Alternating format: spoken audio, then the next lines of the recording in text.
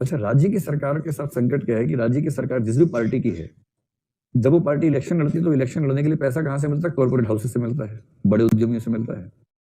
अरे तो जग जाहिर सी बात है, अगर मोदी जी इलेक्शन लड़ेंगे तो अडानी कुछ तो हेल्प करेगा ना भाई, अडानी भी तो जिम्मेदार उसकी बनती ही है।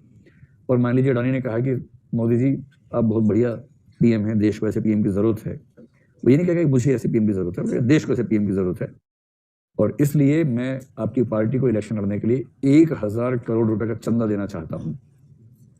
चंदा, अब है तो चंदा ही, लेकिन इलेक्शन जीतने के बाद जब अडानी जी कहेंगे मोदी जी को कि मोदी जी कुछ मांग नहीं रहा हूं, वो तो मैंने देश की सेवा के लिए दिया था, पर ऐसा हो जाता तो ठीक रहता, थोड़ा देख ली, दबाव तो आ ही जाएगा, चाहे मोदी जी हो चाहे कोई दूसरा नेता हो, दबाव तो आ ही जाएगा।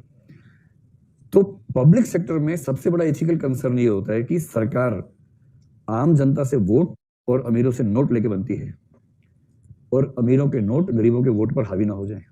पॉलिसीज बनाने में कॉर्पोरेट्स की इच्छाएं हावी ना हो जाएं। दिल्ली में जो है, दिल्ली की सरकार आम आदमी पार्टी, उसका नाम ही आम आदमी पार्टी, और आम आदमी तो मजदूर होता है, वो उद्यमी तो होता नहीं है। इनको ये पता है कि ना इनको हिंदू के वोट मिलेंगे, ना मुसलमान के वोट मिलेंगे, ना इनको दलित के वोट मिलेंगे, ना यादव जी के वोट मिलेंगे, क्योंकि ये किसी ऐसी कास्ट या रिलीजन की बैकग्राउंड वाली पार्टी है नहीं। तो जो पॉलिटिकल पार्टी किसी रिलीजन या कास्ट के बेस पे बनी ही नहीं है, उसके पास एक ही ऑप्शन बचता है, वर्ग, क्लास। और अमीरों के पास कोई कुछ भी कर ले, वोट नहीं होते ज्यादा, क्योंकि अमीर बहुत कम है, बहुत कम है इसलिए अमीर है, बहुत ज्यादा होंगे तो अमीर कैसे रहेंगे, फिर तो बराबर हो जाएगा। अमीरी और अल्पसंख्यकता में तो संबंध होता है ना, वोट गरीबों के पास ज्यादा है। इसलिए इस पार्टी ने सिद्धांत बना लिया कि चूंकि किसी धर्म, किसी जाति के वोट तो मिलने नहीं है, तो हम गरीबों के वोट लेंगे। और गरीबों के वोट लेने का एक ही तरीका है, स्कूल, हॉस्पिटल, जो गरीबों के बच्चों को ठीक से नहीं मिलते, दर्द रहता है इस बात का, इतना निवेश कर दिया स्कूलों में और हॉस्पिटल से, मोहल्ला क्लिनिक वगैरह में, कि दिल्ली के गरीब इस समय भारत के सबसे शानदार गरीब हैं। मतलब गरीब होना ही है तो आज भी दिल्ली में गरीब हो, किसी और राज्य में गरीब होने में वो मजा नहीं है जो दिल्ली में गरीब होने में मजा इस समय है। और क्या कर दिया, मिनिमम वेजेस एक्ट, पानी फ्री, बिजली फ्री, ये फ्री, वो फ्री, महिलाओं के लिए मेट्रो फ्री, वो सब तो कर ही दिया है। अच्छा, जो मोदी जी का मॉडल है वो कहता है कि यार तुम सब कुछ फ्री काहे कर देते हो, महिलाओं के लिए मेट्रो फ्री, क्या मतलब है, क्या महिलाएं बराबर की नागरिक नहीं है, ऐसा नहीं है, वैसा नहीं है।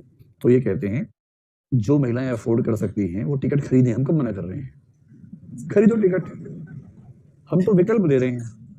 क्योंकि दिल्ली में कम से कम 20-30% आबादी उन महिलाओं की है जो दूसरों के घरों में नौकरी करती हैं, झाड़ू पोछा करती हैं, खाना बनाती हैं, गरीब महिलाएं हैं, और उनका वेतन कितना है, 2000, 3000, 4000, एक घर से 3 घर में भी काम करती होंगी तो 8000, 9000 मान लीजिए।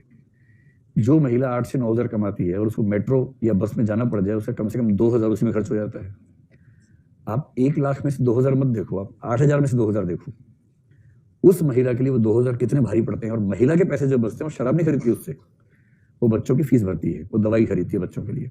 बाप के बचते हैं शराब खरीद लेता है, लेकिन जब माँ के पैसे बचते हैं तो पैसे का बेनिफिट सीधे सीधे उन बच्चों को मिलता है जो उसी घर में, जिनके ऊपर पैसा खर्च होना चाहिए।